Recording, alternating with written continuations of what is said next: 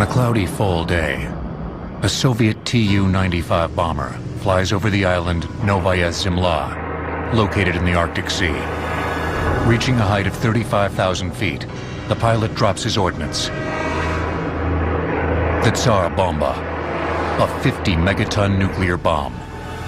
Within moments, the fusion device detonates, shooting a flash of light through the atmosphere, visible from 600 miles away.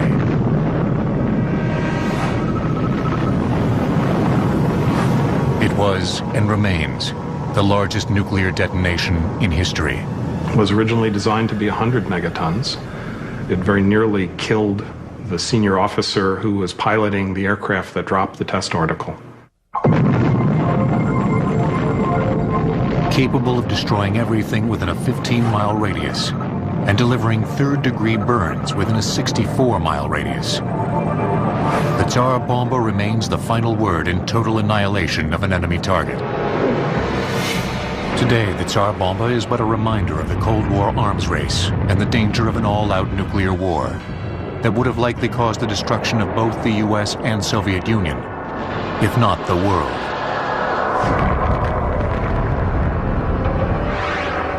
Yet the threat of nuclear attack from our former adversary remains.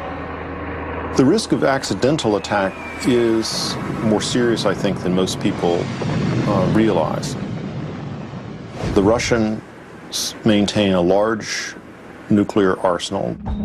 Since the collapse of the Soviet Union, they've had a huge economic setback. Their warning system has deteriorated terribly. There are gaps in their radars. Their satellites have broken down. The Russians, of course, reassure us that, no, we have nothing to worry about.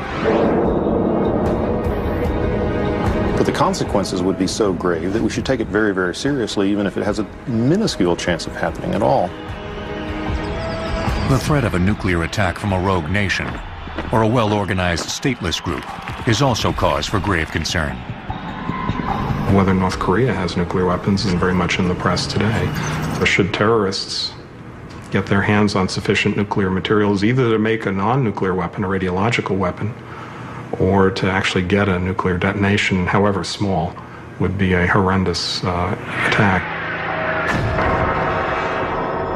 The evolution of precision guidance systems has eliminated the need for large-yield nuclear weapons like the Tsar Bomba. But make no mistake, the detonation of a 1-megaton nuclear bomb would yield more destructive power than any weapon the world has ever seen. Weapon, Thermonuclear Warhead. Yield 1 megaton surface blast. Energy released. Blast 50%. Thermal radiation 40%. Fallout 10%. To comprehend the true lethality of a thermonuclear explosion requires an understanding of the massive amount of energy that's released upon detonation. When a thermonuclear bomb detonates, an instantaneous fission reaction creates a secondary fusion reaction, fusing hydrogen and its isotopes together to form helium, releasing enormous amounts of energy. And it occurs in a very small volume. Therefore, the total energy divided by the volume is very large. And that means the temperatures are stupendously high. Temperatures that are higher than the center of the sun. Upon detonation, a thermonuclear bomb emits a stream of X-rays, infrared rays, and gamma rays. This is referred to as thermal radiation and is visible to the naked eye in the form of a brilliant flash of light, lasting from 1 to 10 seconds. It emits all of this X radiation that's absorbed by the air around it.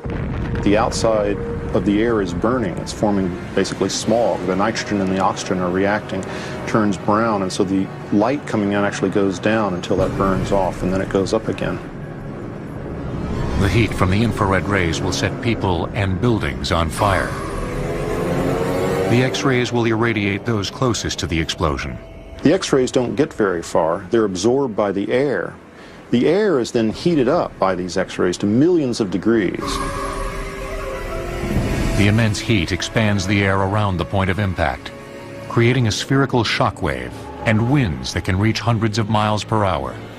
And if it were a humid day, you would be able to see that shock wave running along the ground and through the air, because it would cause instant condensation of moisture in the atmosphere, and you'd see sort of a white ghost of a shock wave traveling through the air. The wind from the shock wave extinguishes the fires caused by the thermal radiation, but will flatten everything in its path within a radius of 2 miles. You get the expansion out, but then the thermal plume of the bomb is rising. A mushroom cloud is forming. And so you'll get a counterflow, which when air flows up, it sucks things in, and so you get a reversal of the flow as things flow back toward the detonation center and rise. A 1 megaton surface explosion will lift tons of soil up into the mushroom cloud, which will become irradiated and return as fallout. The heaviest fallout particles will rain down closest to ground zero. People exposed to this fallout will die in a matter of hours from acute radiation sickness. The smaller particles may travel thousands of miles, depending on wind velocity. If you ingest the material and it stays in your body, the long-term impact is that it can produce significant excess cancer of various sorts. The combination of thermal radiation, shockwave, and fallout could potentially kill millions, making the thermonuclear bomb easily the world's deadliest weapon. By 2004, the nuclear fraternity consisted of 7 countries that had all detonated nuclear devices. Other countries were desperately working toward joining the family. Thus, there appears to be no end in sight to nuclear proliferation, and no end to the threat of attack from the world's deadliest weapon. According to the Center for Defense Information, there are approximately 30,000 intact nuclear warheads worldwide. All but 200 are retained by the United States and Russia. Deadliest Weapons will return on Modern Marvels.